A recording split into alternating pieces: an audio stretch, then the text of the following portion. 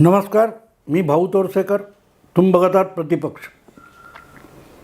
मित्रांनो, महाराष्ट्रात जे काय झालेलं आहे म्हणजे शिवसेनेतला दुभंग, राष्ट्रवादी काँग्रेस पक्षातली दुफडी, त्याचा अजून 1.5 वर्ष आणि 6 महिने असं 2 पक्षांच्या फाटाफुटीचं अंतर सोडलं तर इतका काळ जाऊनसुद्धा अजून त्याचा निपटारा झालेला नाही, त्या प्रकरणांचा निचरा होऊ शकलेला नाही. अशा वेळेला आणखीन कुठे कुठे काय काय होणार आहे, लोकसभा निवडणुकीपूर्वी त्याचा आढावा घेणं आवश्यक आहे. आणि आता असं दिसतंय की ज्या नितीश कुमारांनी मोदी विरोधात 2024ची सगळ्यात मोठी आघाडी, राष्ट्रव्यापी आघाडी बनवायचा प्रयत्न केला, ते आता जमीनदोस्त होण्याच्या अवस्थेत आलेले आहेत.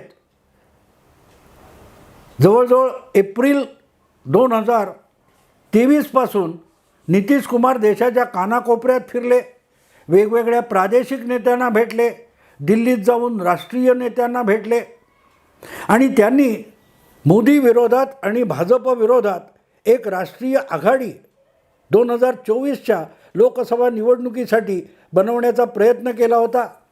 त्यातून जूनमध्ये पाटण्यात त्यांनी ह्या सगळ्या नेत्यांची एक संमेलन बोलवलं. तिथून दुसरी बैठक बंगलोरला झाली आणि बंगलोरला ही बैठक होता होता सगळा विषय नितीश कुमारांच्या हातून निसटलेला होता. तो विषय बंगलोरहून पुढे मुंबईला आला, पण त्याला अजूनही आकार आलेला नाही. मुंबईनंतर 3 महिने गेले आणि दिल्लीत बैठक झाली आणि दिल्लीत बैठक होता होता मोदींना आव्हान उभं करणं बाजूला राहिलं आणि खुद्द नितीश कुमार यांच्याच मुख्यमंत्रीपदाच्या आसनाखाली मोठा बॉम्ब लावला गेलेला आहे अशा बातम्या आहेत.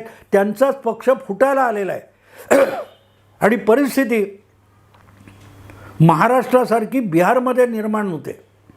योगायोग लक्षात घ्या मित्रांनो, जून 2022मध्ये 30 तारीखला म्हणजे नेमकं अखेरच्या दिवशी 30 जून 2022ला महाराष्ट्रामध्ये उद्धव ठाकरे यांचं सरकार गडगडलं आणि पुढच्या 1-1.5 महिन्यामध्ये पाटण्यामध्ये सुद्धा खांदेपालट सत्तेत झाला, मुख्यमंत्री तोच राहिला. भाजपसोबत असलेली आघाडी नितीश कुमारांनी मोडली आणि ते परत लालूंबरोबर गेले आणि परत मुख्यमंत्रीपदी कायम राहिले.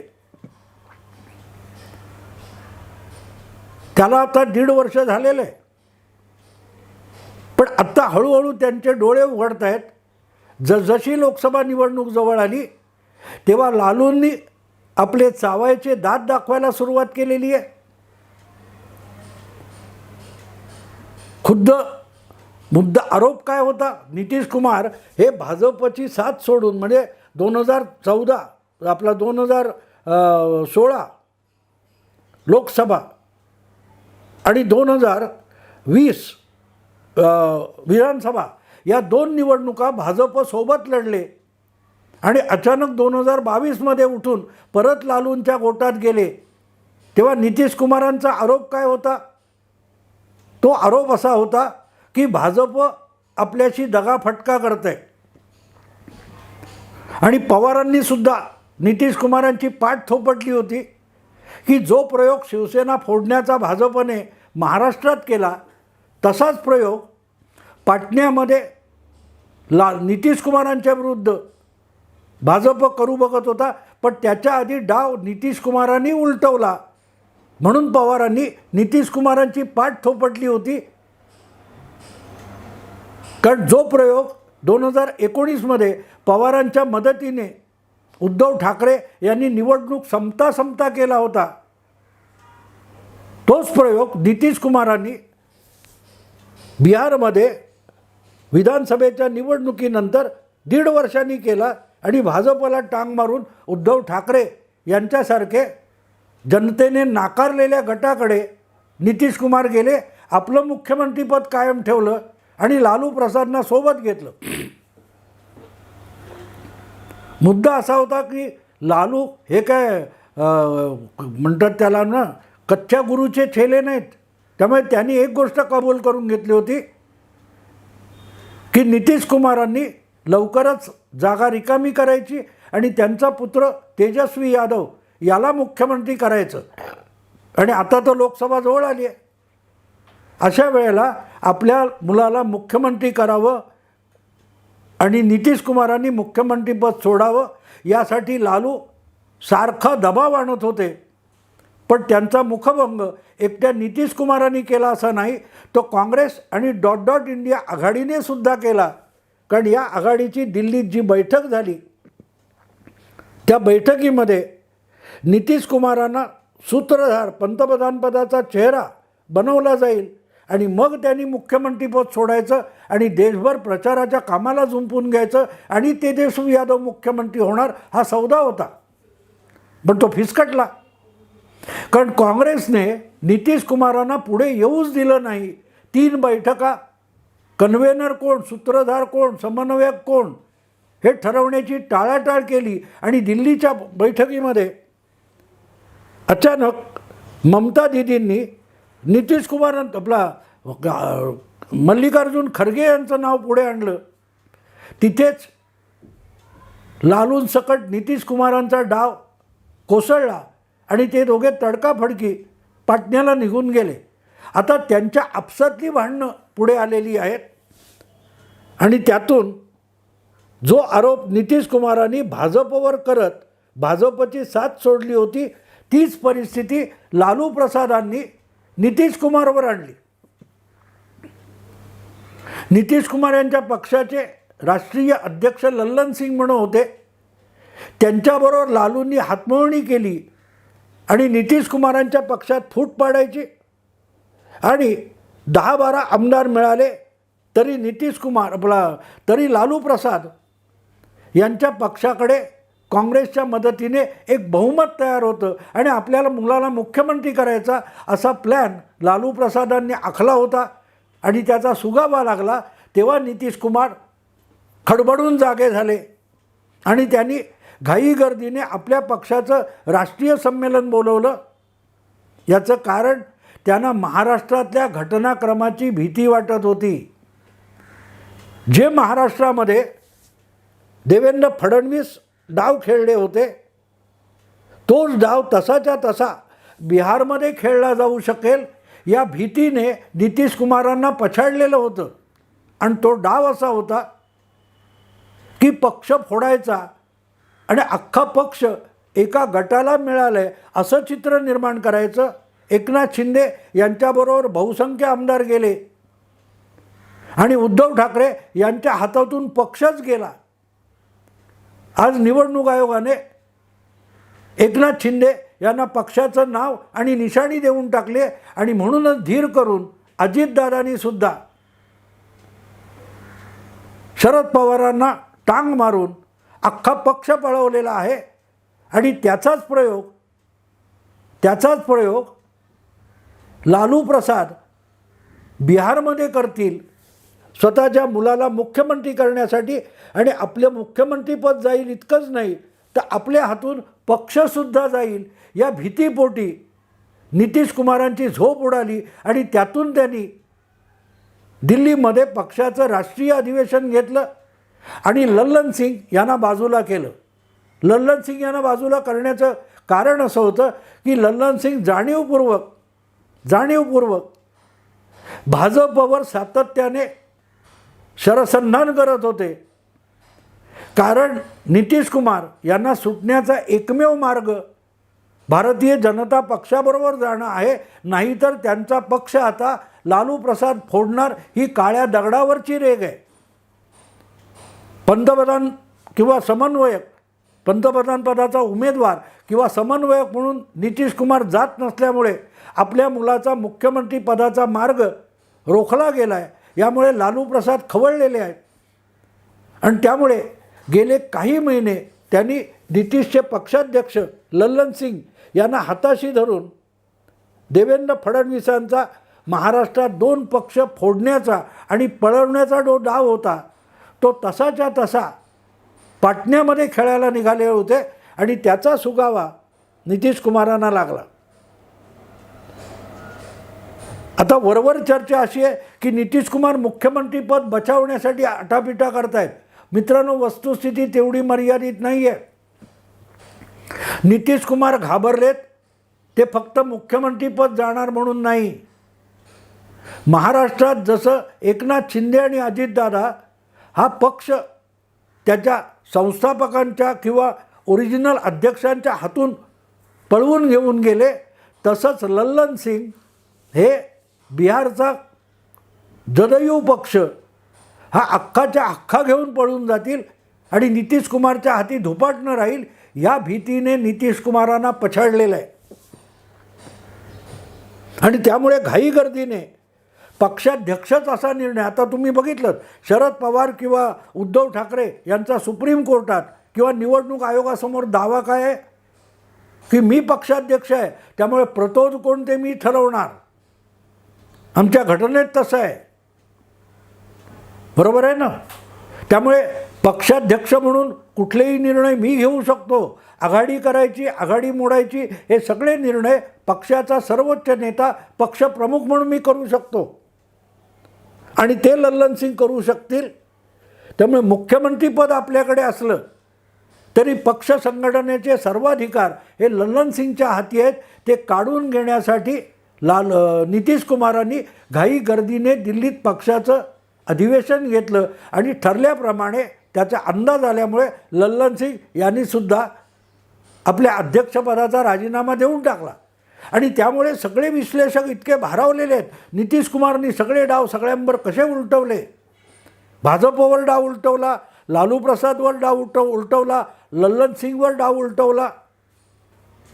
हे सगळं बोलताना काही गोष्टी लक्षात घ्यायच्या असतात. लालू प्रसाद यादव हे आज राजकारणातून थोडे बाजूला झालेले असले, दैनंदिन राजकारणात नसले आणि निवडणूक आयोगासकट सुप्रीम कोर्टाने त्यांच्यावर निवडणूक लढवण्यासाठी प्रतिबंध लावलेला असला तरी लालू हे मुरब्बी राजकारणी आहेत आणि त्यांनी अतिशय यशस्वीपणे आपल्या मुलाला राजकीय आखाड्यात आणून पाय रोवून उभं केलेलं आहे, पाय रोवून उभं केलेलं. आणि त्यामुळे जसं फडणवीस असतील, अमित शहा असतील, नरेंद्र मोदी हे दूरगामी परिणाम बघून आजचे डाव खेळत असतात, तितकेच लालू प्रसाद यादव धोरणी आणि मुरब्बी आणि पाताळयंत्री आहेत. नितीश कुमार यांच्यावर फार विश्वास ठेवता येत नाही.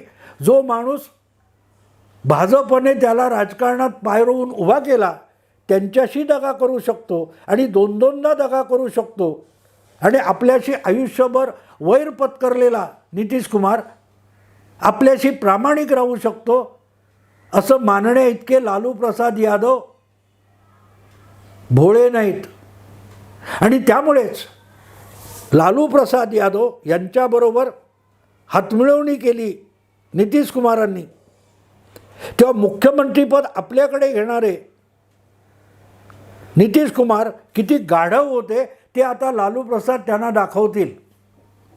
कारण मुख्यमंत्रीपद मिळालं म्हणून नितीश कुमार टिकलं म्हणून खुश होते, पण त्यांच्याकडून हुकमाचा पत्ता लालू प्रसाद यादवांनी काढून घेतला होता. ज्यावेळेला 2022च्या जुलैमध्ये सत्तांतर झालं किंवा खांदेपालट झाला, भाजपला टांग मारली नितीश कुमारांनी, तेव्हा त्यांच्याकडून बिहारच्या राजकारणातला, विधानसभेच्या राजकारणातला हुकमाचा पत्ता लालू प्रसाद यांनी सहजगत्या आपल्याकडे घेतलेला होता. तोपर्यंत बिहारच्या विधानसभेचे अध्यक्ष हे भाजपचे होते आणि खांदेपालट होऊन मुख्यमंत्री तोच राहिला, तरी सभापती बदलला गेला होता. आणि तो सभापती बदलताना लालूंनी नितीश कुमारांना मुख्यमंत्री म्हणून कायम ठेवलं, तरी बिहार विधानसभेचा सभापती हा राष्ट्रीय जनता दलाचा म्हणजे लालूंचा विश्वासू असेल याची काळजी घेतली होती. महाराष्ट्रात काय झालं होतं तुम्हाला आठवतं? महाराष्ट्रात सत्तांतर झाल्यानंतर विधानसभेला सभापतीच नव्हता, 1.5 वर्ष जागा रिकामी होती. म्हणूनच मुख्यमंत्रीपद एकनाथ शिंदेंना दिलं, पण विधानसभेचं अध्यक्षपद मात्र देवेंद्र फडणवीसांनी भाजपकडे ठेवलं. एकनाथ शिंदे यांच्या नव्या सरकारवर विश्वास प्रस्ताव मंजूर होण्याच्या आधी विधानसभेमध्ये नवे अध्यक्ष म्हणून राहुल नार्वेकर भाजपचे आमदार यांची निवड करण्यात आली. त्यामुळे विधानसभेत आमदारांची पात्रता अपात्रता वगैरे ठरवण्याचा अधिकार आपोआपच भाजपकडे आला. आणि तीच गोष्ट त्यानंतर लालूंनी बिहारच्या विधानसभेत केली. जी गोष्ट जुलैच्या 2 का 3 तारीखला महाराष्ट्र विधानसभेत घडली होती, ती नितीश कुमारनी भाजपला टांग मारल्यानंतर बिहार विधानसभेत झाली. तिथे सभापती अविश्वास प्रस्ताव येणार म्हणून बाजूला झाले, जे भाजपचे होते. आणि त्यांची रिक्त जागा भरताना लालूंनी विधानसभेचा अध्यक्ष हा राष्ट्रीय जनता दलाचा पाहिजे असा हट्ट धरला. आणि आज घडीला ज्या वेळेला लालू आणि नितीश यांच्यात खडाजंगी चालू आहे, हाणामारी चालू आहे, नितीश कुमारांना पक्ष फुटण्याची भीती आहे, अशा वेळेला फुटलेल्या पक्षाला किंवा फुटलेल्या आमदारांना धडा शिकवायचा असेल तर सगळ्यात महत्त्वाचा व्यक्ती कोण असेल, न्यायाधीश कोण असेल, तर तो बिहार विधानसभेचा अध्यक्ष असणार आहे. आणि अवध बिहारी चौधरी नावाचे जे बिहार विधानसभेचे अध्यक्ष आहेत ते लालूंच्या राष्ट्रीय जनता दल पक्षाचे आहेत. त्यामुळे उद्या लालूंनी आपल्या मुलाला मुख्यमंत्री करण्यासाठी नितीशच्या पक्षातून 45 आमदार आहेत, त्यातले 15, 20, 25 फोडले आणि दुसरा गट दाखवला तरी त्याला सभापती एका मिनिटात पात्रतेचा किंवा मान्यतेचा अधिकार देऊन टाकतील. आणि त्यांच्या पाठिंब्याने तेजस्वी यादव बहुमत दाखवून मुख्यमंत्री होऊ शकतील. कारण विधानसभेच्या राजकारणात निर्णय अधिकार मुख्यमंत्र्यांकडे नसतात तर सभापतीकडे असतात. हे देवेंद्र फडणवीसांनी महाराष्ट्रात दाखवून दिलं आणि त्याची पुनरावृत्ती विनाविलंब बिहारच्या उलथापालथीमध्ये लालू प्रसादांनी बिहारमध्ये करून ठेवली. त्यांचा माणूस अवध बिहारी चौधरी हा विधानसभेचा अध्यक्ष आहे. त्यामुळे नितीश कुमारांचा पक्षाध्यक्ष होऊन पक्ष फुटीपासून पक्ष वाचवला असं म्हणत असतील तर त्यांनी ते विसरावं. त्यांचे 15-20 आमदार फुटणार असतील तरी ते आरामात लालू प्रसाद यादव यांच्या राष्ट्रीय जनता दलाचे आमदार होऊ शकतात. कारण सभापती त्यांना तात्काळ मान्यता देतील. हां, एक भाग आहे की त्याला नितीश कुमार सुप्रीम कोर्टात आव्हान देऊ शकतात. पण तुम्हाला माहिती आहे की सुप्रीम कोर्टामध्ये निकाल लागायला किती वेळ लागतो. पहिली तो गोष्ट अशी आहे की हा सगळा विषय झाला की नितीश कुमारांना या आमदारांना अपात्र ठरवण्याचा दावा किंवा याचिका ही सभापतींकडे करावी लागेल. आणि जोपर्यंत सभापती त्यावर निर्णय घेत नाहीत तोपर्यंत सुप्रीम कोर्ट ती केस ऐकणारसुद्धा नाही. म्हणजे त्याच्यात 4-6 महिने जातील. तोपर्यंत लोकसभेच्या निवडणुका होऊन जातील. पुढे सभापती जो निर्णय देतील त्याच्यावर सुप्रीम कोर्टात सुनावण्या होतील, परत घटनापीठ वगैरे वगैरे वगैरे. देवेंद्र फडणवीस यांनी जो डाव महाराष्ट्रात शिवसेना आणि राष्ट्रवादी यांच्या फाटाफूट करताना केला तो तसाच्या तसा लालू प्रसाद यादव यांनी बिहारमध्ये वापरला आहे.